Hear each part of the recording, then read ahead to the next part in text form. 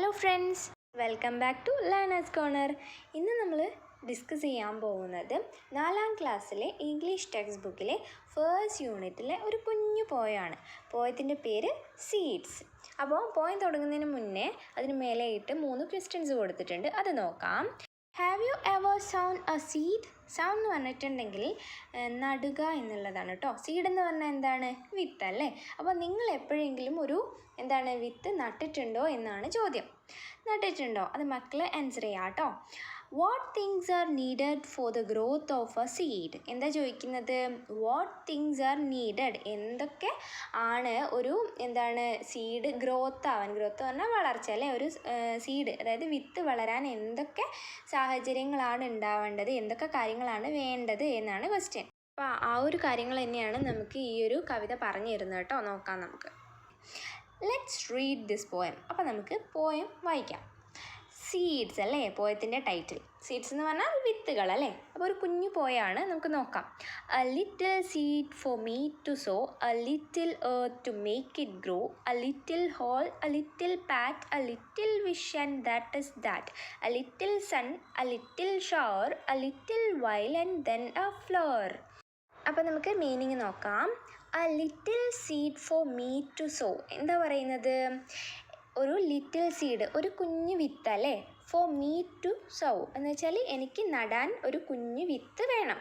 A little earth to make it grow എന്ന് പറഞ്ഞാൽ എന്താണ്? എ ലിറ്റിൽ എർത്ത് എന്ന് പറഞ്ഞിട്ടുണ്ടെങ്കിൽ കുഞ്ഞു ഭൂമി എന്ന് പറഞ്ഞാൽ ഇവിടെ എന്താണ് ഉദ്ദേശിക്കുന്നത്? അതായത് കുറച്ച് സ്ഥലം, കുറച്ച് മണ്ണ് വേണം അല്ലേ നമുക്ക് ഈ ഒരു വിത്ത് നടണമെങ്കിൽ. അപ്പോൾ അതിന് വേണ്ടിയിട്ട് കുറച്ച് മണ്ണ് വേണം എന്ന് പറയാണ്. ടു മേക്ക് ഇറ്റ് ഗ്രോ, അതായത് നമ്മളുടെ ഈ ഒരു വിത്തിന് എന്താക്കാൻ, വളർന്ന് വരാൻ വേണ്ടിയിട്ട് അല്ലേ, അത് കുഴിച്ചിട്ടിട്ട് അത് വളർന്ന് വരാൻ വേണ്ടിയിട്ട് കുറച്ച് സ്ഥലം വേണം, മണ്ണ് വേണം എന്ന് പറയാണ്. A little hole, a little pat. എന്താ പറയുന്നത്? ലിറ്റിൽ ഹോൾ എന്ന് പറഞ്ഞാൽ നമ്മൾ എന്ത് ചെയ്തിട്ടാണ് കുഴിച്ച്, അതായത് കുറച്ചൊരു കുഴി പോലെ എടുത്തിട്ടാണ്, ചെറിയൊരു കുഴി എടുത്തിട്ടാണ് അല്ലേ നമ്മൾ വിത്ത് നടുക. നട്ടിട്ട് അത് നമ്മൾ എന്ത് ചെയ്യും? മണ്ണുകൊണ്ട് ചെറുതായിട്ടൊന്ന് മൂടി വെക്കും അല്ലേ, എന്നിട്ട് വേണം മുള വരാൻ. അപ്പം ലിറ്റിൽ ഹോൾ എന്ന് പറഞ്ഞാൽ ചെറിയൊരു കുഴി എടുക്കണം. എന്തിനു വേണ്ടിയിട്ട്? നമുക്ക് വിത്ത് നടാൻ.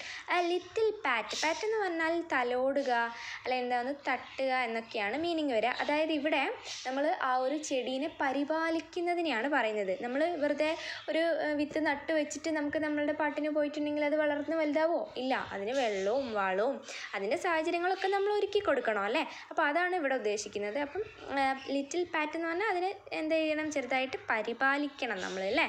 അതാണ് ഇവിടെ പറയുന്നത്. Little wish and that is that. എന്താ പറയുന്നത്? എ ലിറ്റിൽ വിഷ്, ഒരു ചെറിയ ആഗ്രഹം. അതായത് നമുക്ക് ഈ ഒരു വിത്ത് നട്ട് വളർത്തി അതിനെ പരിപാലിച്ച് വലുതാക്കണം എന്നുള്ള ഒരു ആഗ്രഹം ആദ്യം നമ്മളുടെ മൈൻഡിൽ ഉണ്ടാവണം. ആദ്യം സീഡ് കിട്ടിയിട്ട് കാര്യമുണ്ടോ? ആദ്യം നമുക്ക് എന്തുണ്ടാവണം? വിഷ് ഉണ്ടാവണം. അതായത് ആ ഒരു വിത്ത് നട്ട് അതിനെ പരിപാലിച്ച് വളർത്തി വലുതാക്കണം എന്നുള്ള ആഗ്രഹം ഉണ്ടാവണം. ആൻഡ് ദാറ്റ് ഈസ് ദാറ്റ്, അതാണ് വേണ്ടത് എന്നാണ് പറയുന്നത്. പിന്നെ അത് മാത്രം മതിയോ? നമുക്ക് നോക്കാം. A little sun. Little sun എന്ന് പറഞ്ഞാൽ ചെറിയ സൂര്യൻ എന്നല്ല, അതായത് നമ്മൾക്ക് ചെടികൾക്ക് എന്ത് വേണം? സൂര്യപ്രകാശം വേണം അല്ലേ. എന്തിനാണ്? അവരുടെ വളർച്ച നല്ല പോലെ ആവാൻ വേണ്ടിയിട്ട് അവർക്ക് മെയിനായിട്ട് പ്രധാനമായിട്ട് സൂര്യപ്രകാശം വേണം. അതുപോലെ ലിറ്റിൽ ഷവർ. ലിറ്റിൽ ഷവർ എന്ന് ഇവിടെ ഉദ്ദേശിക്കുന്നത് വെള്ളം. അപ്പോൾ ചെടികൾക്ക് അത് വെള്ളം ഒഴിച്ചില്ലെങ്കിൽ വാടിപ്പോവും അല്ലേ. വിത്ത് മുളച്ച് വന്നിട്ട് പിന്നെ നമ്മൾ അതിന് എന്ത് ചെയ്യണം? നല്ലപോലെ വെള്ളം ഒഴിച്ചു കൊടുക്കണം അല്ലേ. ഒരുപാട് ഒഴിക്കരുത്, പക്ഷെ ആവശ്യമായിട്ടുള്ള വെള്ളം ഒഴിച്ചു കൊടുക്കണം അല്ലേ. അപ്പോൾ അതാണ് ഇവിടെ ഉദ്ദേശിക്കുന്നത്. A little while and then A flower. എന്താ പറയുന്നത്? അതായത് നമ്മൾ കുറച്ച് സമയം കാത്തിരിക്കണം അല്ലേ. എന്തിനു വേണ്ടിയിട്ട്? ദെൻ എ ഫ്ലവറായി മാറാൻ വേണ്ടിയിട്ട്, അതായത് പൂവ് ഉണ്ടാവാൻ വേണ്ടിയിട്ട്, ചെടി ഉണ്ടായിട്ട് നമ്മൾ കുറച്ച് കാത്തിരിക്കേണ്ടി വരും അല്ലേ. അപ്പോൾ അതാണ് ഇവിടെ പറയുന്നത്. ഓക്കെ. അപ്പോൾ നമുക്ക് ഒരു വിത്ത് കിട്ടിയാൽ നമ്മൾ അതിനെ വളർത്തി വലുതാക്കണമെങ്കിൽ നമ്മൾ അതിന് എന്തൊക്കെ ചെയ്തു കൊടുക്കണം?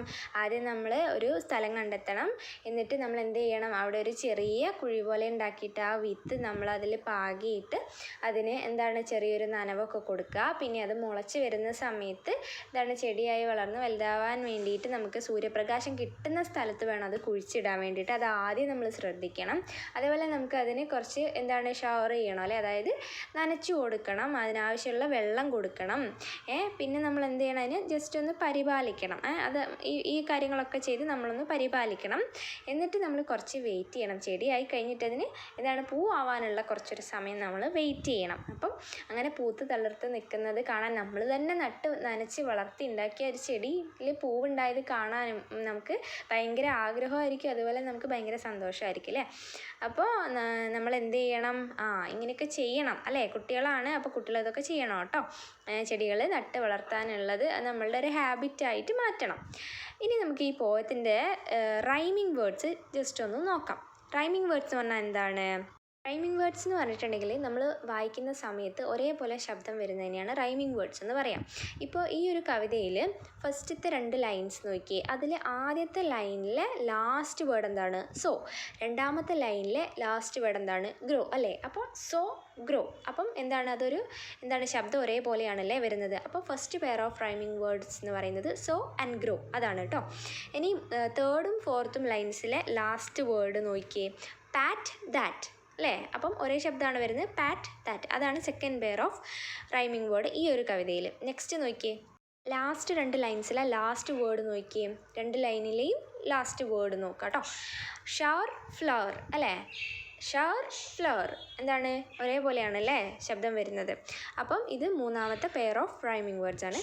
അപ്പോൾ ഇത്രയാണ് നമ്മളുടെ ഈ ഒരു കവിതയിൽ നമുക്ക് പഠിക്കാനുള്ളത്. സോ ഈ ഒരു വീഡിയോ നിങ്ങൾക്ക് ഇഷ്ടമായിട്ടുണ്ടെങ്കിൽ എൻ്റെ ചാനലൊന്ന് സബ്സ്ക്രൈബ് ചെയ്യാനും ലൈക്ക് ചെയ്ത് ഷെയർ ചെയ്ത് സപ്പോർട്ട് ചെയ്യാനും മറക്കല്ലേ. See you with another video.